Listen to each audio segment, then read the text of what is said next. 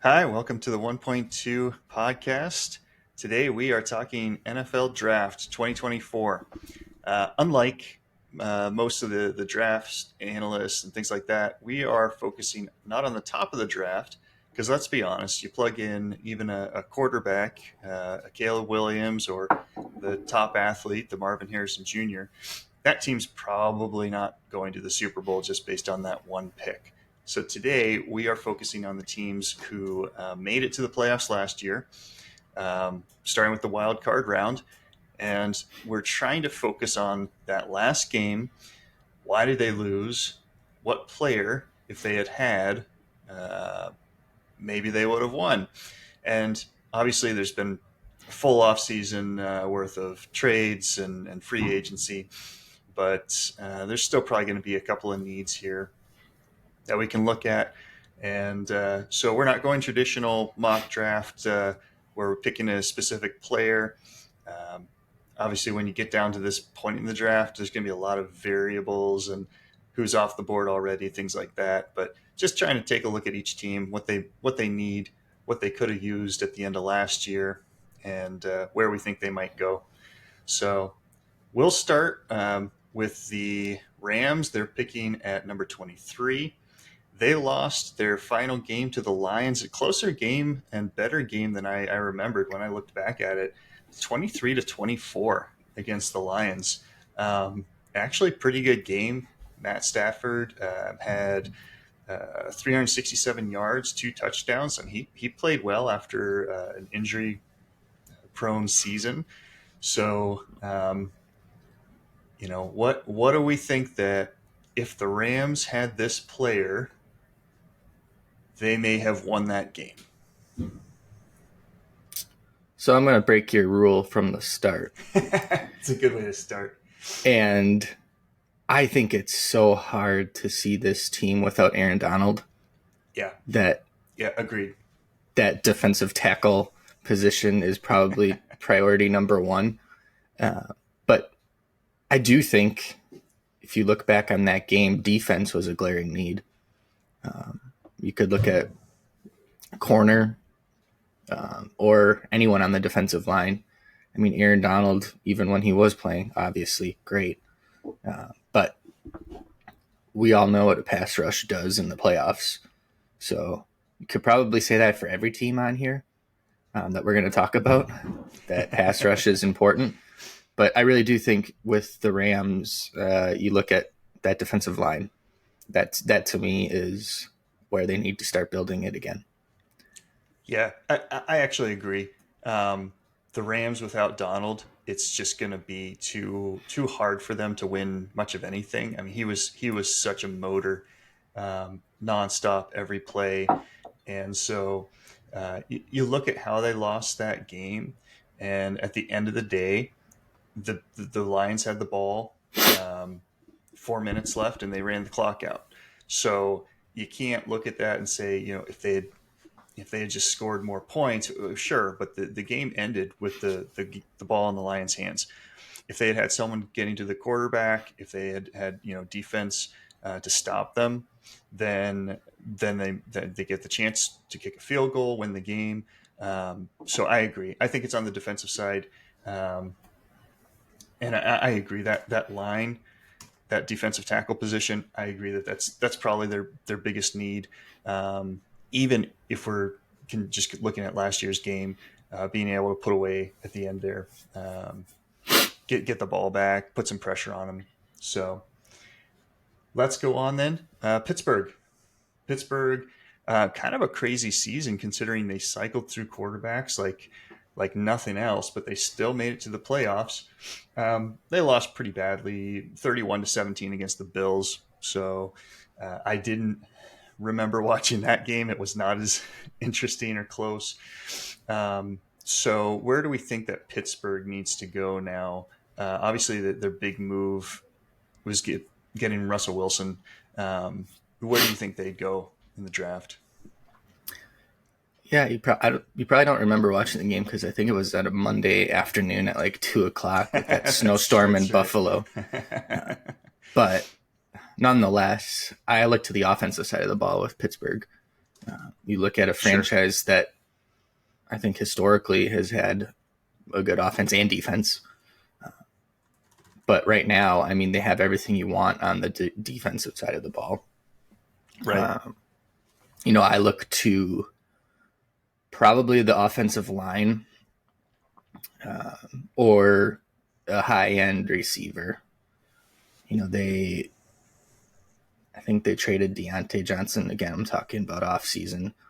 But even with Deontay Johnson, I don't know if George Pickens, Deontay Johnson receiver core is really scaring too many people. Right. So, Right. I think it's important to, if we look beyond, to me, the draft we're talking obviously about these playoff teams with immediate needs, right?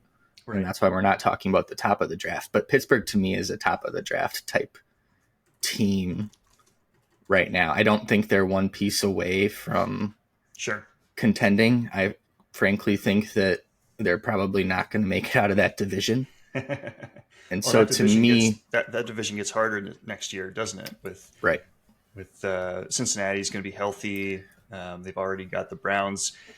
We don't know what the Browns are going to do with Deshaun Watson. Is he going to get better or not?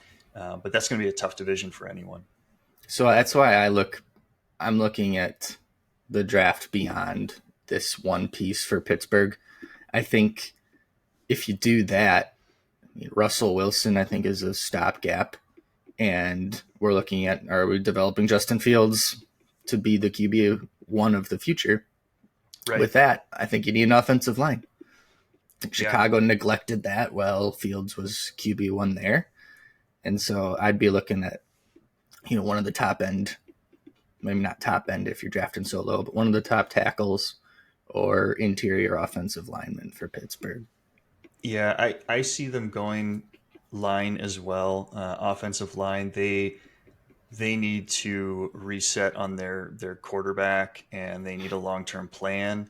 And Tomlin's smart. That's a smart organization. They develop, from the trenches out. They know what they're doing. So I agree. I think they have to protect their quarterback, whether it's Russell Wilson or in the future developmental.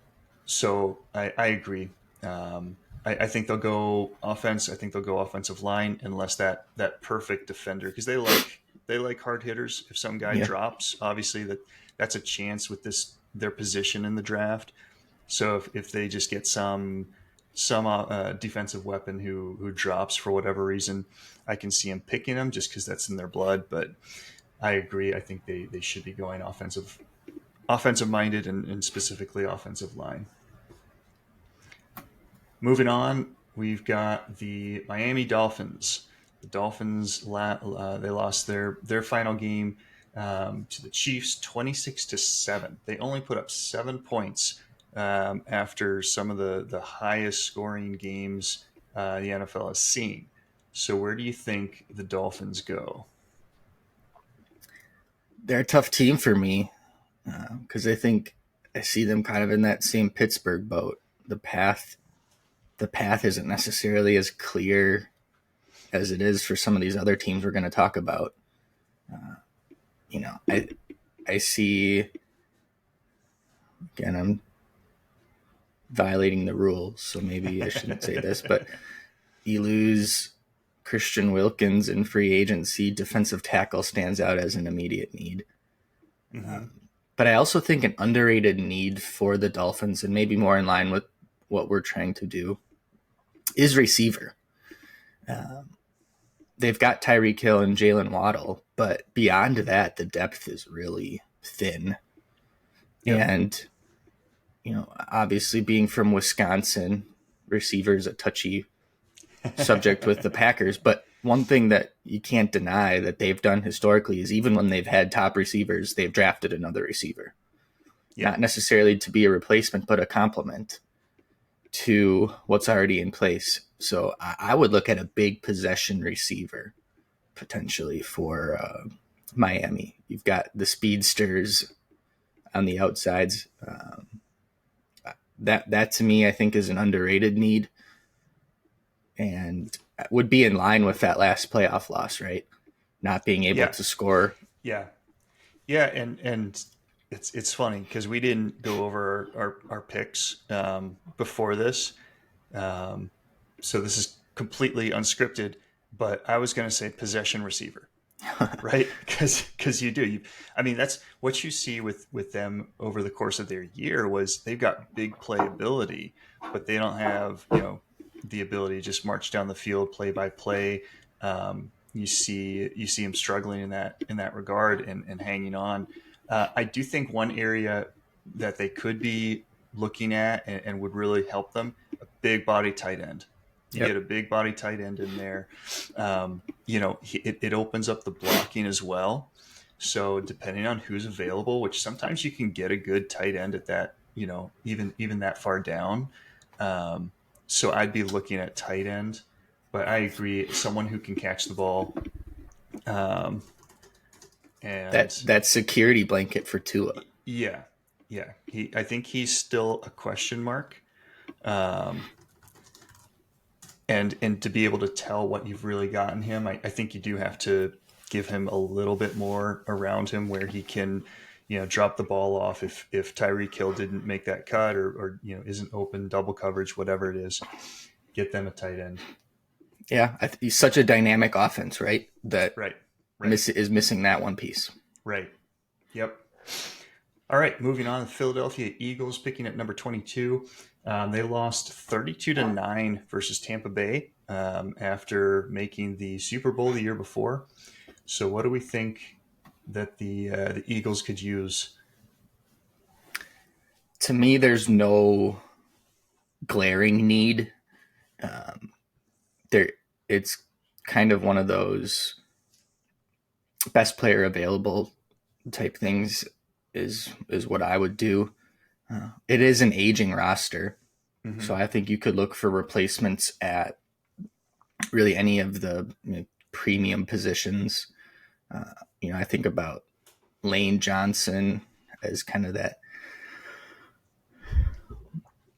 veteran presence on the right side at tackle.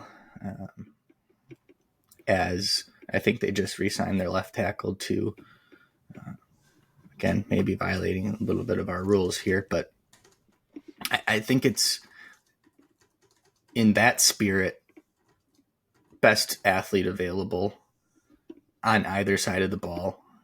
You had kind of this, Sure.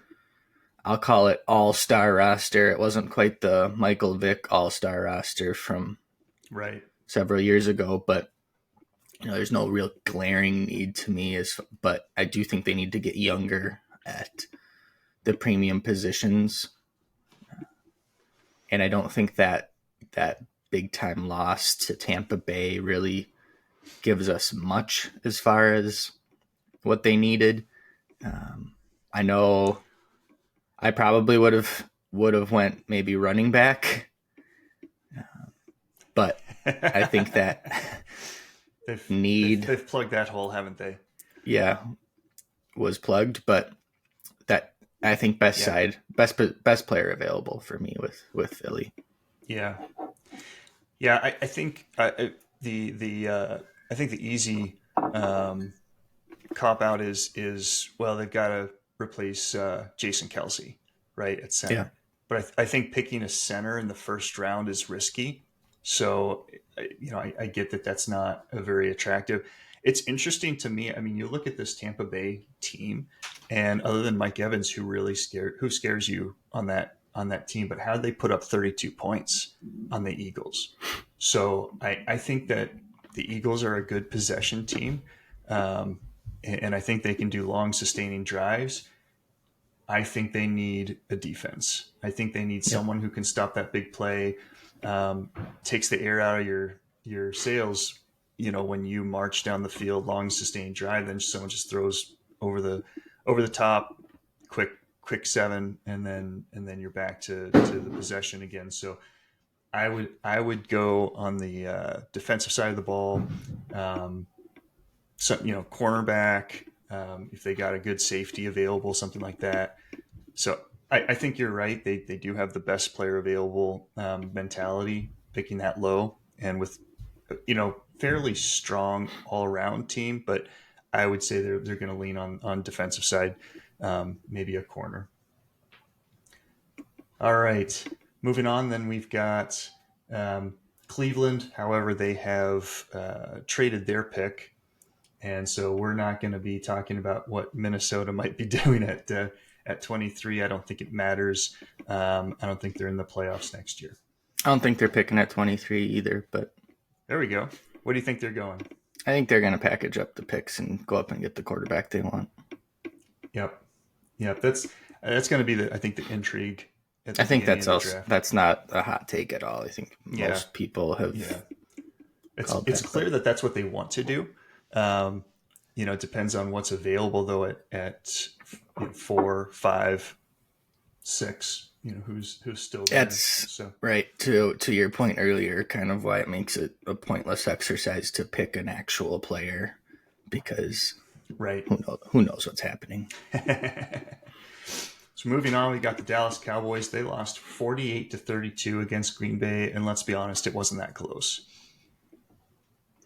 So Dallas, every year they're expected to be in it. Every year it seems like they come out hot. They've got a good team. This is the year. And then something happens in the playoffs. So who did they need last year to win that game and move on? Probably quarterback. So you're pinning this on Dak, huh? Dallas fans. That was the Dallas fan answer. Yeah. In that game specifically, you have to look at the defense. Yeah. I mean, you've got the pass rushing ability that was neutralized. But I don't think that was for lack of good players there. I think Green Bay just had a great game plan. But the back end of the defense, to me, was a glaring hole all year for Dallas. They could score points with anyone, but they got kind of everything that you could think of on the offensive side. They struggled with the dink and dunk. I think where they were really exposed was on the crossing routes and motion, that Shanahan type offense that Green Bay employs.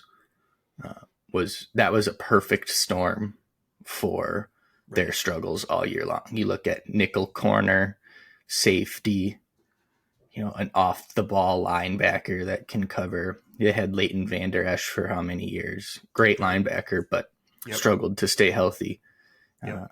Someone that can fill in that role. If we're breaking our rules and expanding a little bit further, the offensive line is in shambles. So I wouldn't be surprised to see a pick there. You probably have 1, maybe 2 starters that are actually in their preferred position on the offensive line, with Zach Martin and Tyler Smith. Otherwise, you lost your center and Tyler Biadasz. You lost your left tackle. I mean, that to me is an immediate need, but not necessarily why they didn't do well last year. Right. So if we're looking at just last year, it's definitely on the defensive side of the ball. Yeah, I'm going defense as well. I think you're right. Some sort of a inside linebacker, some sort of hybrid linebacker who can, still come up and make a tackle, but can cover those 5 wide sets and things like that. I agree. I think that's where they struggled a lot last year. So I would go defense as well. Probably on the kind of the inside. And that brings us to our very own Green Bay Packers. They lost 42-21 against San Francisco. Tough loss. What did they need to win that game that they didn't have? I look at the same thing with Dallas, really, as far as why they lost. That interior back end of the defense. Too many holes in the middle of the field. Linebacker, which I hate. I don't think it's worth a first round pick. Right. Because it's not a premium position to me, but they need more out of that position. And hopefully with the new defensive coordinator, you've got a player like Quay Walker who might be better off playing true to what he actually is. Kind of just go find the ball and get the ball. But you need someone in that same vein that you were discussing with Dallas that can cover, those tight ends, the backs out of the backfield. Obviously, back end safety is a big need. Made a great pickup in free agency, but someone to complement Xavier McKinney. Right. And if we're looking at that loss, I mean, I'm looking at Darnell Savage and Devondre Campbell specifically. Right. So those positions, getting some sort of performance out of them. Yeah. Yeah. I'm looking at corner. I think they need another premium corner, especially, in a new 4-3, which they're supposedly moving to the 4-3 defense. I think that's going to help with the run stopping, but you still need to be able to defend against those passing plays. So your linebackers can move up a little bit, cheat a little bit. So I would say corner. I think if there's a good one there, but there's absolutely nothing on the defensive side that the Packers would pick that I would be upset with. Right.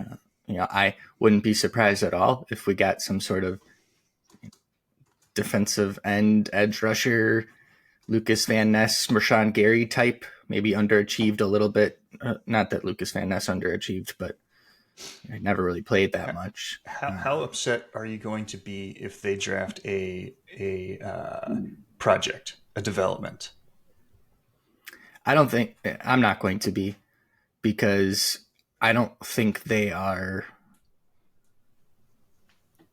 A couple of reasons. I don't think they're one piece away from competing. I think they are competing regardless. Yep. And two, I think, how can you look at anything Brian Gutekunst has done other than 2020? Maybe there was, that draft. Obviously, take away the Jordan Love pick, but AJ Dillon, Josiah DeGuara as 2 and 3. I think those are the only things you could really argue with as not working out, really. At least drafting those players at that time. Right. So how could you argue? I mean, this whole idea of bringing in this receiving core and having them grow and learn with their quarterback, I wouldn't be surprised to see that happen on the defensive side of the ball. So when you talk about a project pick, I think a lot of them will be project picks. And Green Bay has historically, they look at that raw athletic score and see, you're a great athlete, you can come play with us. We'll teach you how to play, but you got to have some athleticism there. You think that applies even in this situation where your window is seemingly open? We don't have time to draft a Rashawn Gary and teach him, right? And we've had mixed results on those types of players. And Lucas Van Ness, I mean, he's a guy who was never even a starter for his college team. Great potential, but don't we need someone that you can just plug in and say, this guy has this position covered now? I think those types of players are hard to find where we're drafting. But, if you're looking at the window, whether it's open, if some would say it's probably not open yet, I would argue it is, but it is just open. I think they've got some time here before they have to start paying these receivers. But yeah, I mean, ideally pick someone that comes in and has that position covered, but that's hard to do. I agree. All right, let's move on then to Tampa Bay Buccaneers. Kind of a strange team. Flew under the radar last year, but then put up a good showing in the first round, but then they lost 31-23 versus the Lions. What do you got for the Tampa Bay Buccaneers? Yeah, they're a tough team because I do think they're kind of in that maybe they overachieved last year and they aren't necessarily one piece away. Right. So I look at them in the same, vein that I did Pittsburgh, where you got to go out and find something for the future. I think they have an aging offensive line. That's a big need. Yeah. That loss to Detroit, I didn't have any expectation that they would compete in that game, really. Right. I can't put my finger on something that, if they had this, then they would have been great. I mean, everything's kind of aging on that team. That team is going to face a lot of challenges. You look at receiving core. Mike Evans is phenomenal. Godwin's good when he's healthy, but I mean they're all aging. They're all aging. So I don't know who you're going to throw the ball to in a couple of years. Um, I would say that they've got to start building up the line again. They've got to start preparing for the future. I think if we're looking at how did they lose this last game, they just didn't score enough points. 23 points, that's not bad, but they just didn't have the ability when, in the fourth quarter when Detroit ran away with it to catch up. So I would say receiver. I would say on the offense, they're probably going to try to go into this deep receiver class if there's anyone left. But that's a tough one. I think they're, not to spend too much time on them, I think they're a sneaky quarterback team too. If they got a guy that they like that gets there. I mean, right. I know they just paid Baker some money, but yeah, it shouldn't stop. I don't know how much faith I'd have in Baker replicating a ton of that if he's not playing against a Joe Barry defense.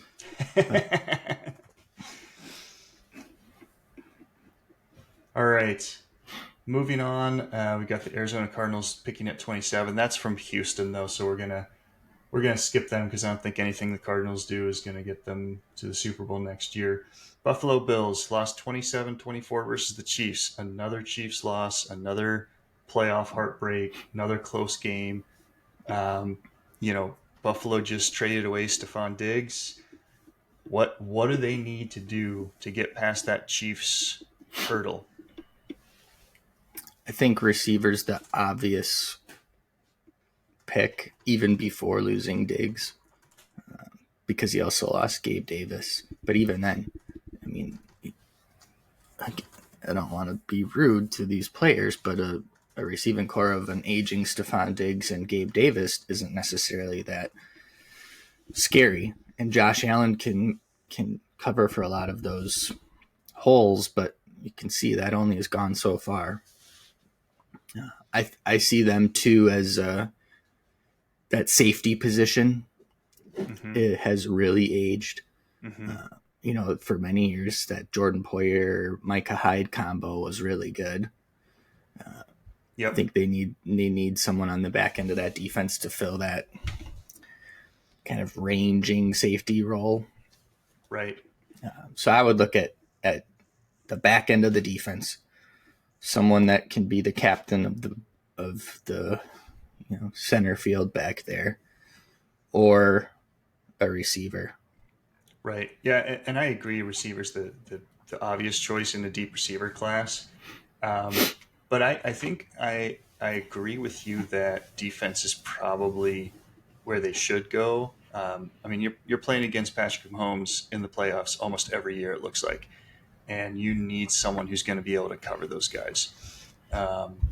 So a good corner or safety, big-bodied guy who can track Kelsey, someone like that. I think I agree that it makes more sense that they might go to defense, some sort of safety position. You talk about championship windows, that would scare me as a Buffalo fan. Salary cap. Yep. Turmoil. Yep. I think they're paying more for Stephon Diggs than anybody's going to be paying for a lot of people. Yeah. So that would scare me. Yeah. You kind of got to look at this year as not a reset. We don't like that word, but a reload, knowing that you're going to have to wait another year before you free up some cap space. When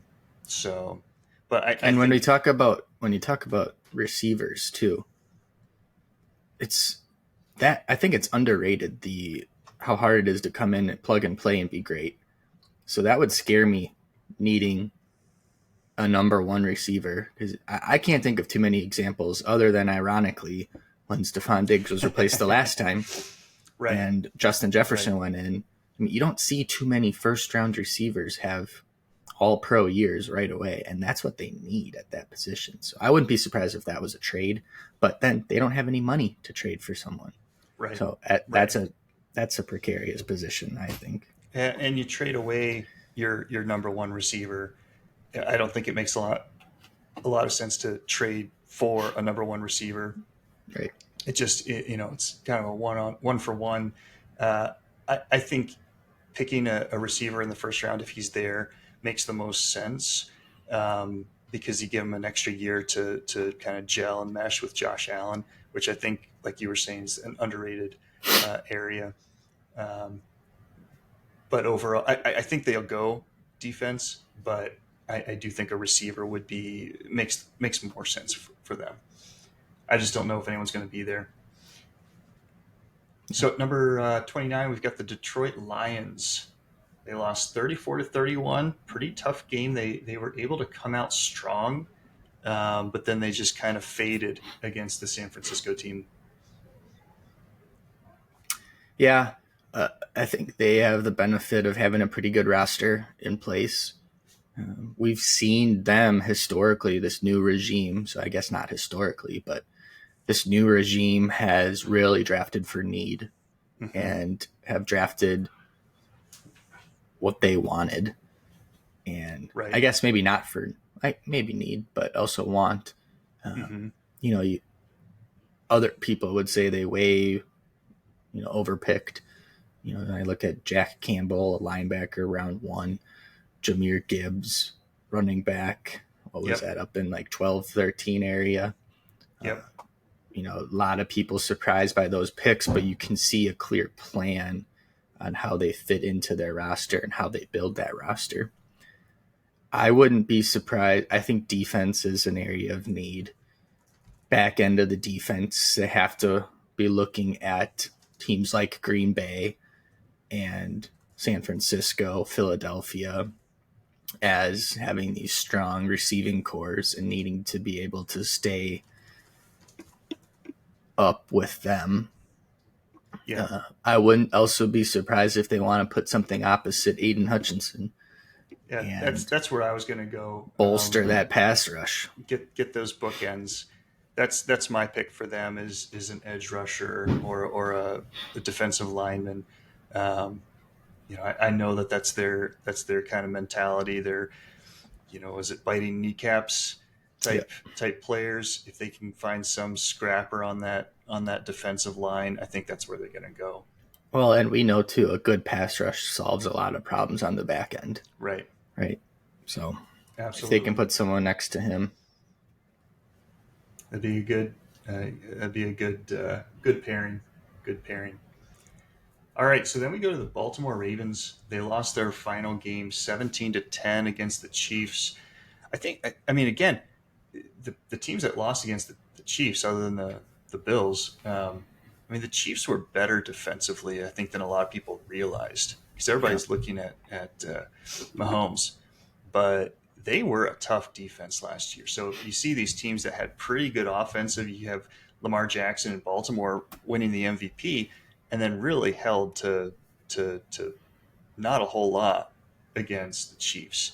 So where do you think Baltimore can go to fix that issue? Yeah, if we're going at the loss last year, obviously this is tongue in cheek, but look at that quarterback position. I mean, you've got some really bad playoff performances by Lamar Jackson, and until he gets the monkey off his back with that, right. That would be frustrating to me as a Baltimore fan. But I think the answer's similar to what, like you were saying, nobody can have too many corners. I wouldn't be surprised if they went corner or pass rusher. Yeah.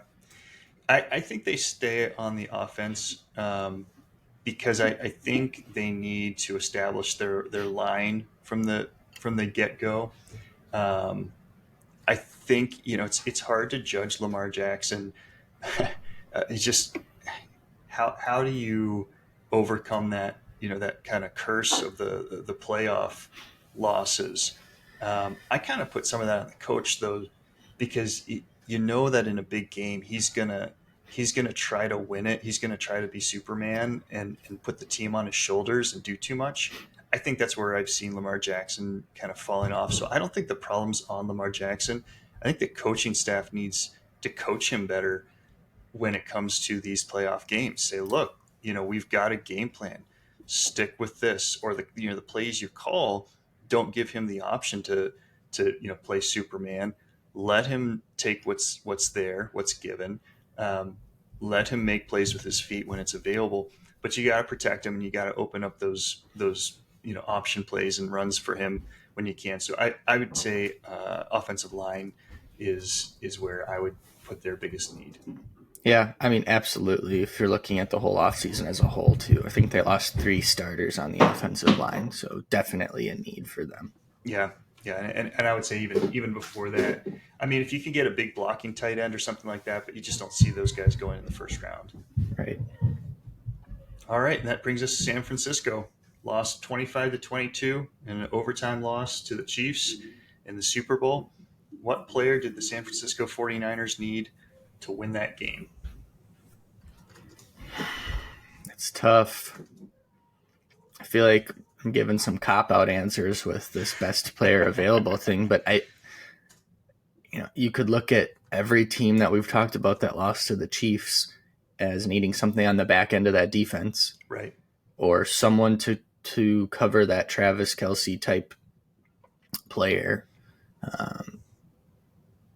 I think San Francisco is a sneaky receiver team, especially if this Brandon Ayuk stuff continues to go sideways. Right. There's really not a lot there outside of you've got George Kittle, Deebo Samuel, but what are they right now? Are they still in the prime of their careers? I don't know. Right. Yeah, and San Francisco, I think they've shown us that they're comfortable every year with best player available. I mean, they just take the best athlete they can get. So I agree, it's hard to pick for them here. I do think that they're going to go offense. I think that they had the pieces last year on defense, but obviously they fired their defensive coordinator, so they didn't feel that the pieces were being used. That tells me that they're looking to reload on offense. You're going to have to pay some of these guys too much to keep them all together, even with a rookie quarterback deal. So I think they do start retooling their offense.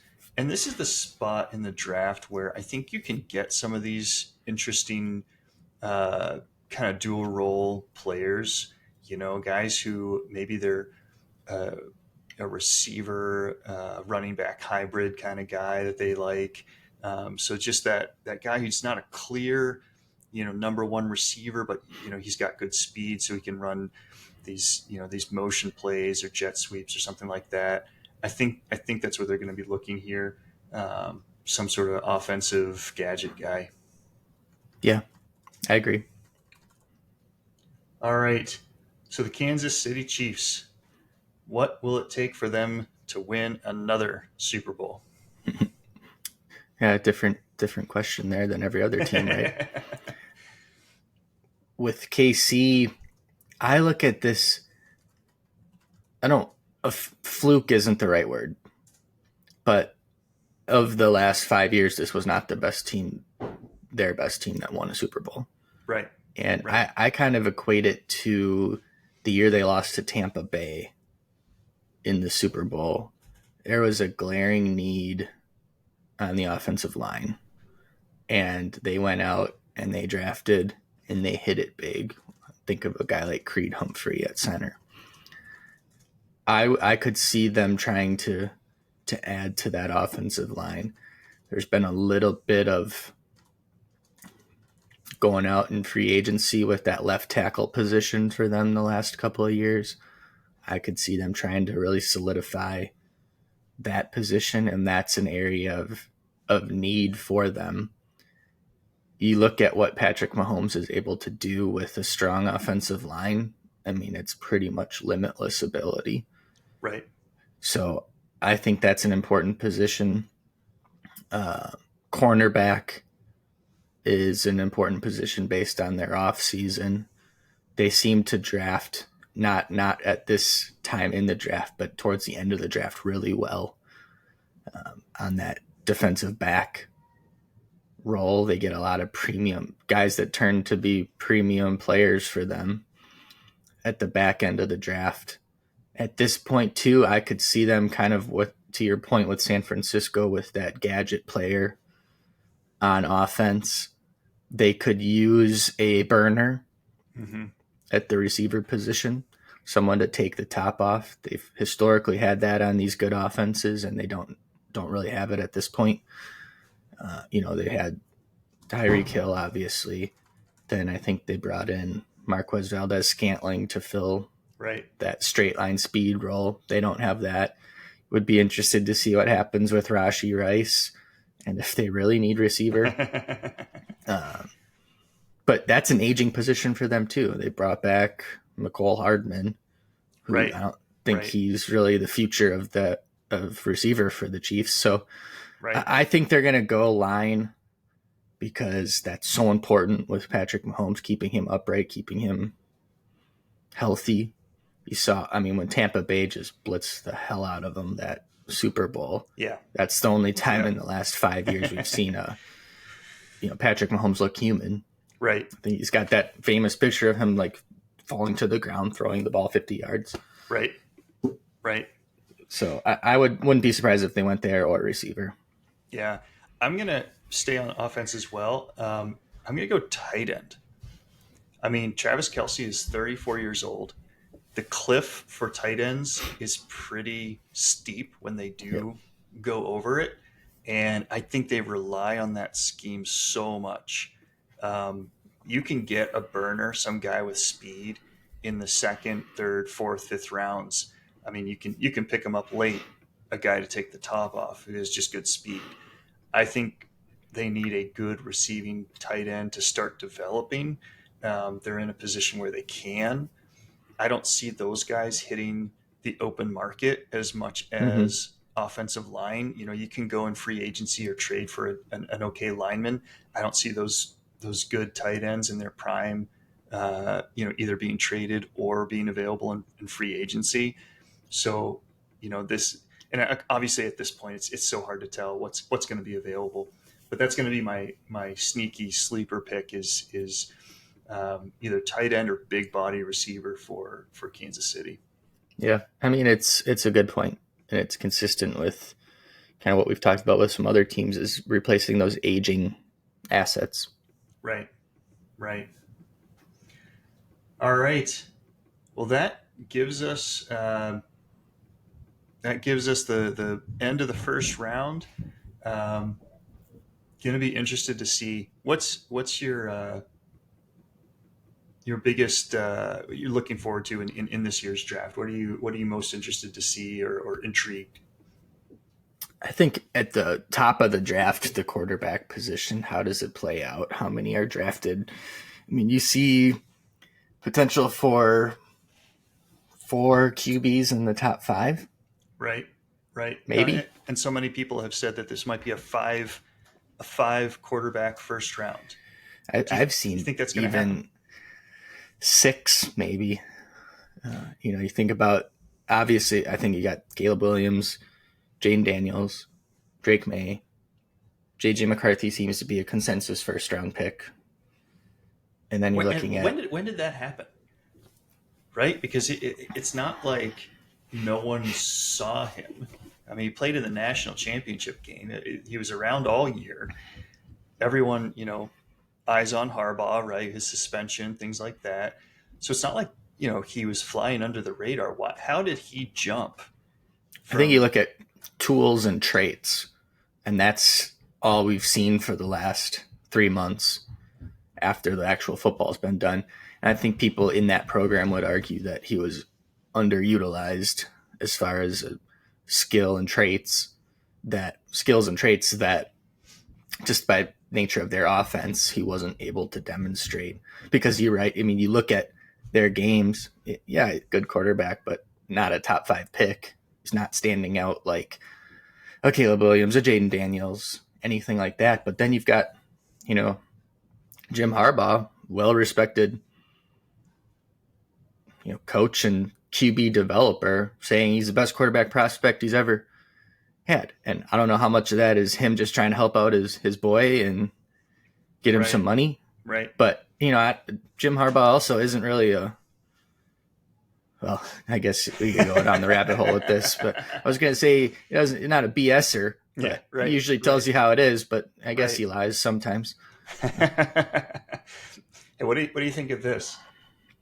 Harbaugh trades Justin Herbert and then picks up his quarterback.